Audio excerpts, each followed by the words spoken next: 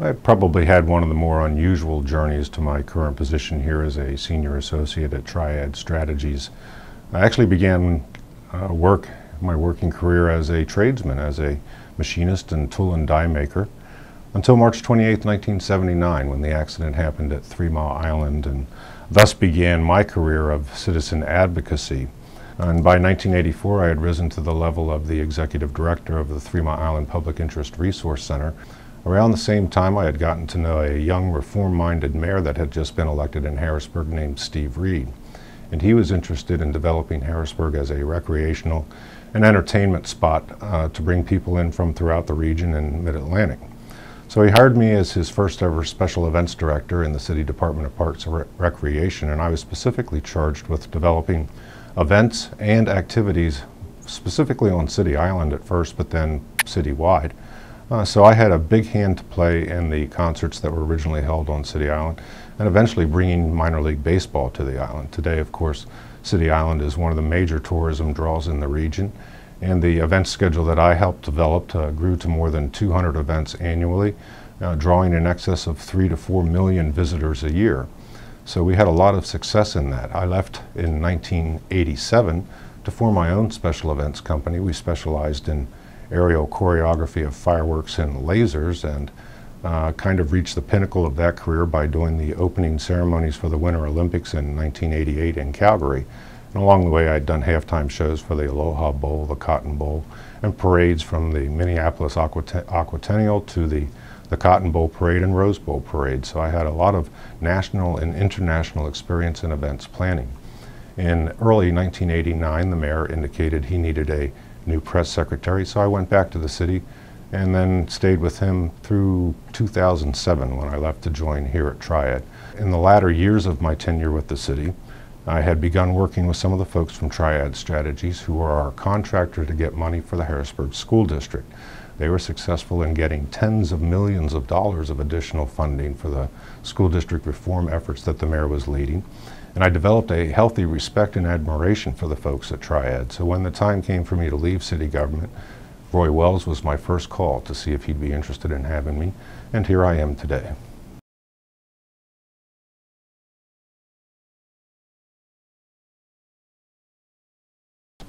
Well, I think one of the things that I'm most proud of is what we've done for tourism development.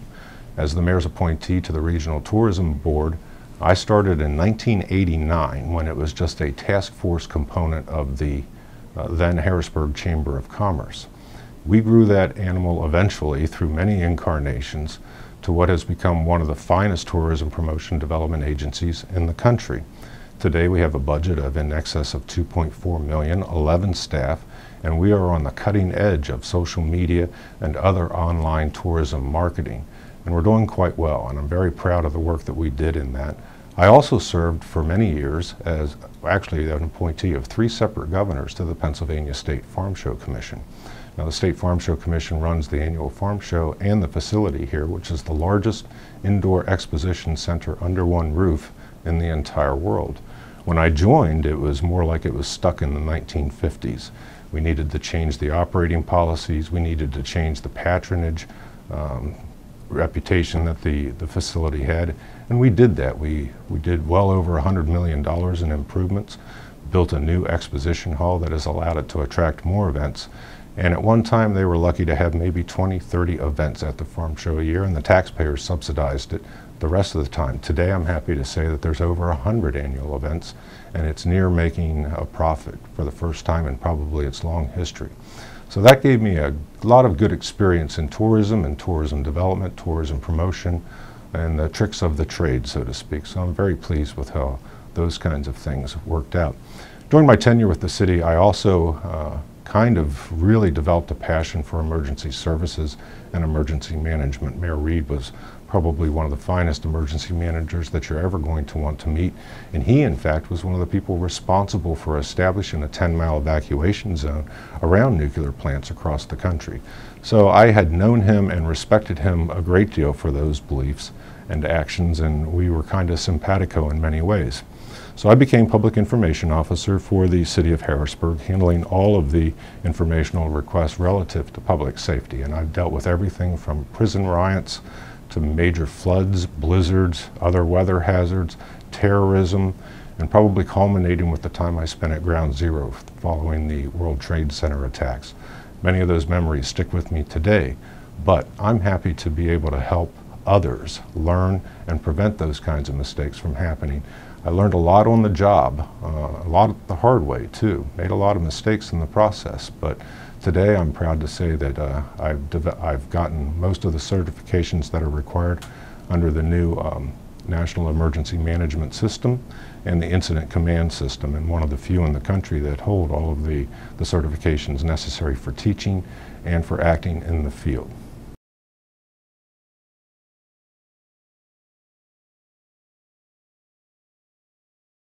Well, I wanted a place when I left city government that I would be able to do different things, yet work around a group of people who had intelligence, had creativity, and were bold and visionary. And I found that here at Triad, certainly with Roy Wells and Tony May. You know, I often thought that I had the great opportunity to work at the hand or at the side of Steve Reed for many years, who is well regarded as one of the brightest, greatest political minds that we've ever had in Pennsylvania history. And to come to work at Triad at the side of Roy Wells and the equally renowned Tony May was, sometimes I feel like I'm a young Luke Skywalker learning at the sides of the Jedi Masters. Very intelligent people, they know what they're doing, they've seen and done a lot of things. And that's the thing about Triad. Everybody here has had a lot of experience and really a great deal of professional excellence and accomplishment in their careers before even joining Triad. So when something happens here at Triad, when we get a client that has a need or an issue, you can bet it's being vetted by some of the most competent, bright people that you could ever imagine. And it's usually vetted well by some great cynics that they are too, before it ever gets out to the client.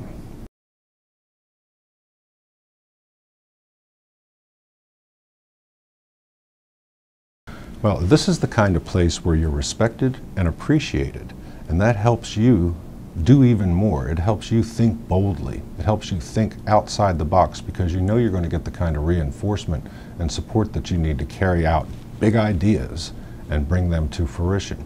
Everyone at Triad works as a team, which is very much unlike a lot of places that you'll go, where you'll have people competing with each other for more money or more recognition. It's not like that here at Triad at all. In fact, it's the client that matters most to us. Roy often tells us, what is the client's pain? What is the client needing? And here at Triad, we not only understand and sympathize with the client's pain, indeed, we empathize with the client's pain. I can tell you that we spend literally hours researching our clients when they first come in the door. How many clients ever check themselves on Google Reader or Google Alert, for instance, just to see what's being said about them out there? Not many, but we'll spend 20, 30 hours before we even meet with a client, researching them, seeing what their good points are, and seeing what's being said out there about them. And I think that leads into what our philosophy about client services is. Here we pay attention to details. We research what the client needs and wants. We listen to what they say, and we'll do the extra work to find out what will work best to satisfy their needs. But every day we're out there looking for things that may affect your industry or impact your business in some way or another. Many times weeks and months before it even you become aware of it. So when you work with Triad, you work with a group of people who don't view you as just a client or just another billable hour. We take you very seriously. You become part of our family, part of our mission, and you're not going to find that in any other firm.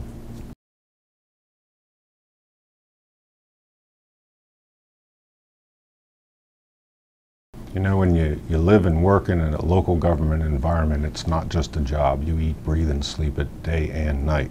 And you'll deal with everything from the criminal justice system to industrial and economic development to public safety to infrastructure development, just a range of issues that you almost have to become an expert on overnight. That was one of the things that kept the job interesting. It was always something different every day. But we did learn a lot, and a lot that we can bring to what we do here at Triad for our clients. We've done a lot of things that have proven successful, some that weren't, and we've learned from those mistakes. And we know the tried and true things that will work for virtually any community, no matter what issue it is that they are dealing with. Now today, the communications industry has changed very dramatically. At one time, you had a few television stations, maybe one or two newspapers, and a couple of radio stations to deal with. Today, there are literally thousands of citizen journalists out there using the internet, using blogs, using postings on newspaper sites. You have to be much more aggressive and much more proactive in how you deal with communications, both at the municipal level and at the corporate level. Things can spin very quickly out of control unless you pay attention to those kinds of things and, most importantly, prepare in advance.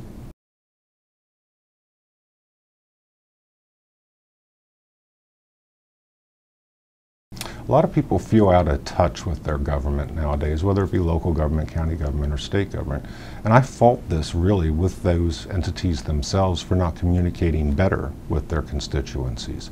You have to keep people informed, you have to be transparent about what you're doing, and you have to help them understand, and a lot of times that involves public education. You can do so, in the past they've done so through newsletters and public meetings and things of that nature.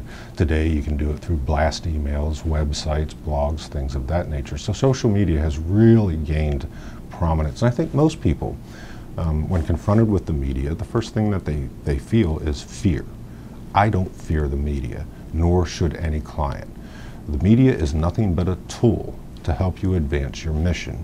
And if you approach it like that, and you have the proper training, have the proper talking points and issues that you want to deal with, you'll be fine. But you got to have confidence in yourself. Here at Triad, we help you get confidence.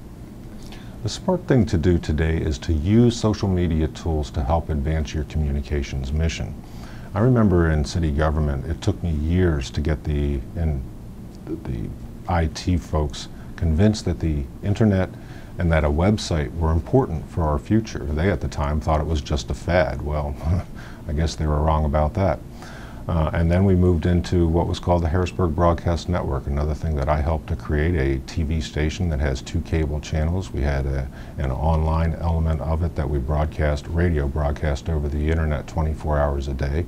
And then of course our online and website work too was part of that. So we understood quickly the advantages that technologies and advanced technologies could provide to us in reaching out to our citizenry and helping educate them about municipal issues that otherwise they'd have no knowledge of. And of course you can't get it in the newspaper, you can't get it on a 20-second clip on the TV. It was a much more effective and far-reaching way, and I think every municipality today could make use of this in some form or another. Most people have the internet today. Most people have email. That's a way to develop a one-on-one conversation with your constituencies that many municipalities are missing the boat on.